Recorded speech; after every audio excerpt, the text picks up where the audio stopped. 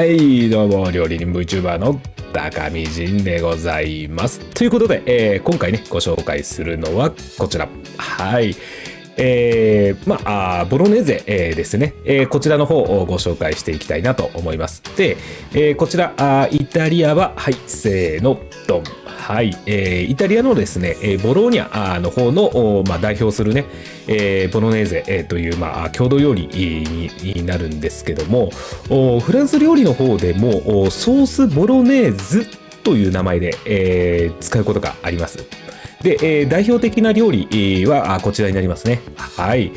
フランスの国民食でもあるアッシュパルマンティエ、こちらの方に、ソースボロネーズ使うことになりますので、そのね、作り方の元になるレシピとなりますので、一度ねご参考いただければなと思いまして、ご紹介いたします。それではね、皆さんのグラフィックボードの方をインフィニティにします。じゃあいきますよ。せーの、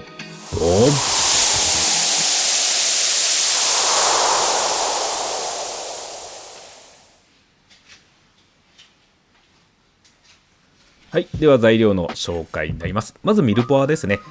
玉ねぎ、人参になりますね。で、今回はセロリは使いません。使ってもちょっとという感じですね。で、こちらローリエ。で、こちらうちの実家のニンニクですね。結構大きいニンニクになります。はい。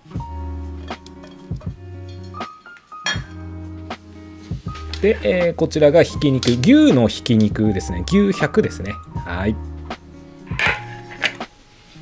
で、こちらトマトのホール缶をちょっとねギュッと潰したものになります。で、赤ワインと、こちらの方赤ワイン何でも大丈夫ですのでねご用意ください。で、玉ねぎはね繊維を残すような感じで、角切りにこうスワーッとね、しずれに切ってもらえれば OK です。で、人参は皮を剥いて、適度な大きさにこうカットしてもらって、で、私最近ですねこのブンブンチョッパーっていうやつにちょっとハマってまして、意外と便利ですよね。人参みたいな硬いのでもこんな感じでね、玉ねぎはこんな感じなんですけども、人参はこんなにいけますんでね、結構便利ですよね。で、ニンニクの方はこうスライスをズバーッとしてもらって、でこのスライスの位置をね全部合わせてもらって、今度縦に棒状に切ってもらって、はい。で、横ザッザッザッザッと切っていただいてから、ズガガガガッとみじん切りにしてもらえれば OK です。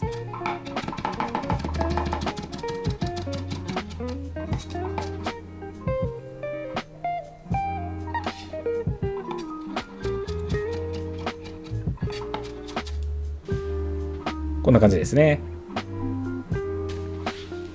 で、牛肉の方は、塩コショウを振ってもらって、両面振ってあげてください。もうね、胡椒もねしっかり私はもう振っちゃってます。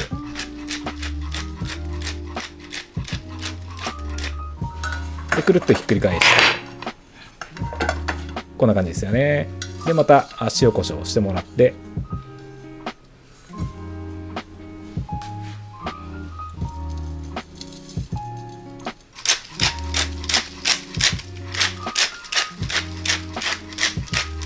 こんな感じですね。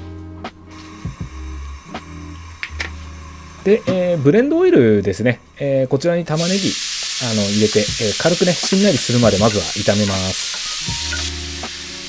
で、軽く塩入れてください。味付けの塩じゃないです。水分を出してあげるための塩になります。で、しんなりしてきたら、ここで人参を入れて、一緒に炒めていきます。で、この時に火はもうすごい弱火でいいです。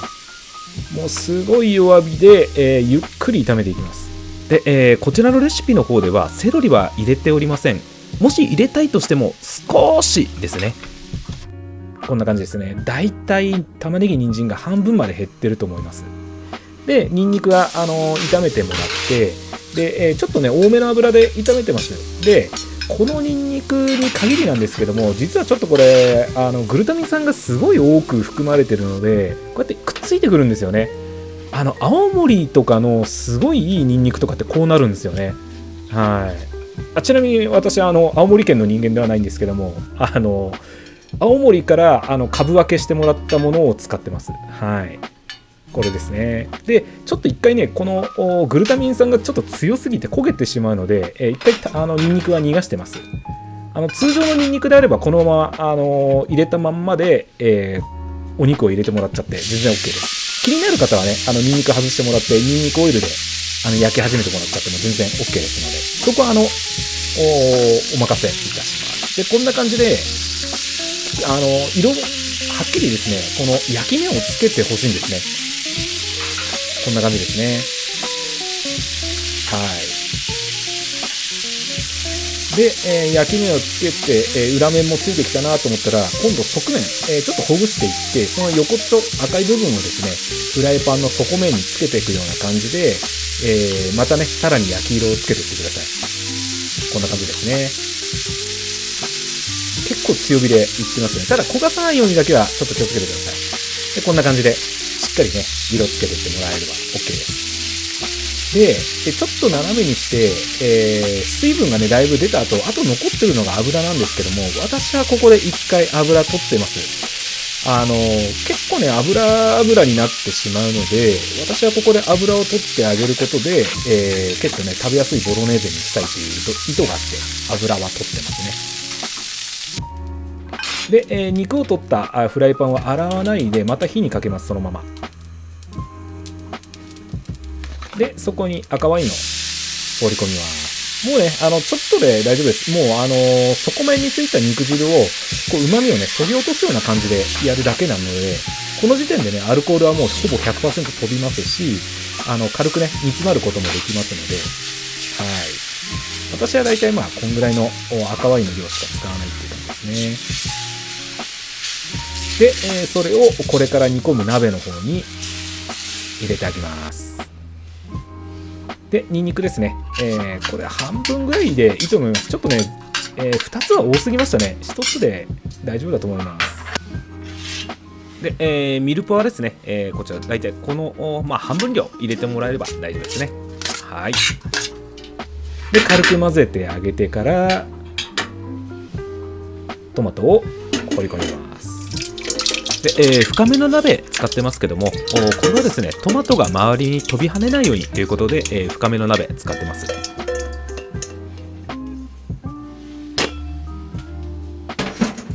で、ぐるっとね、よくかき混ぜてあげてください。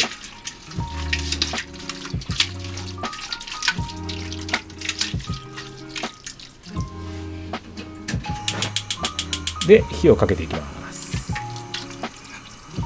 結構ドロドロなのに大丈夫なんですかっていう感じすると思うんですけど、結構ねこうやって水分上に上がってきます。はい。で、まあねローリエも途中で入れてあげて、こんな感じでね火の加減とか、焦げつかないようにこう周りをねよくこう回してあげたりとかっていうことをしながらゆっくり詰めていきます。で、だいぶ水分なくなってくるとね、もう上の方にあまり上がってこなくなってくるんですね。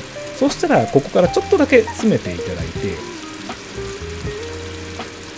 まだねブツブツ泡が立ってるのが分かると思うんですよね。気泡が出てるので、ちょっとかき混ぜながら中の水分とかをねこう蒸発させてあげて、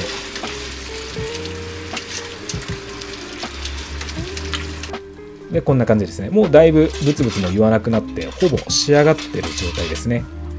でこの時に味の方を見てあげて、問題なければもうほぼそこで完成ですね。こんな感じです。美味しそうですよね。でパスタ茹でてあります。これはパスタはバリラの 1.8 使ってますね。でボロネーゼ、お好きな量入れてください。私これ計量したら 140g 使ってました多すぎですよねでまあちょっとね茹で汁を入れてあげて、でちょっとねここから軽く緩めるんですけども、緩めながらまた煮詰めて戻していくっていうような作業をしていきますね。でここでもう一回ねちょっと味を見て、必要であれば塩味、加えてあげたりとかっていうことはしたりします。でパスタがね上がりましたんでポーンと放り込んであげて、で絡めていきます。もうここからはね時間との勝負なので手早くパッパッパッと混ぜていきましょう。で、ここにオリーブオイルですね。こちらエキストラバージンですね。入れてます。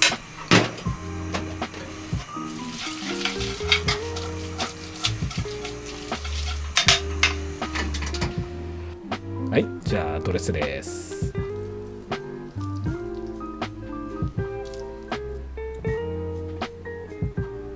もうやっぱね、ボロネーズはね、こうやってね、もう肉みたいな感じでこうゴロゴロっとしてるのがいいですよね。最高ですね。で、まあ、ここはね、分かりやすくパセリだけでちょっといかせていただいてます。ボロネーゼいかがでございますでしょうか。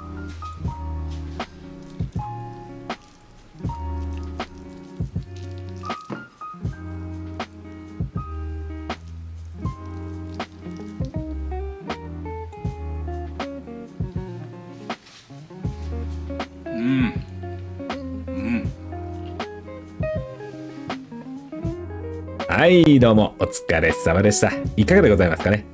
ボロネーゼでございました。もうボロネーゼといったらパスタが一番ですよね。はい。で、ここからはですね、ちょっと専門的なお話をさせてください。で、こちらね、ボロネーゼ、なんですけども、まあ、最大のね、ポイントは、もうひき肉を炒めるときに、しっかり焼き目をつけてください。これが非常にね、このボロネーゼの美味しさの一番のポイントのところになります。はい。で、もう一つ、ポイントとしては、赤ワインはあまりダグダグ入れないことですね。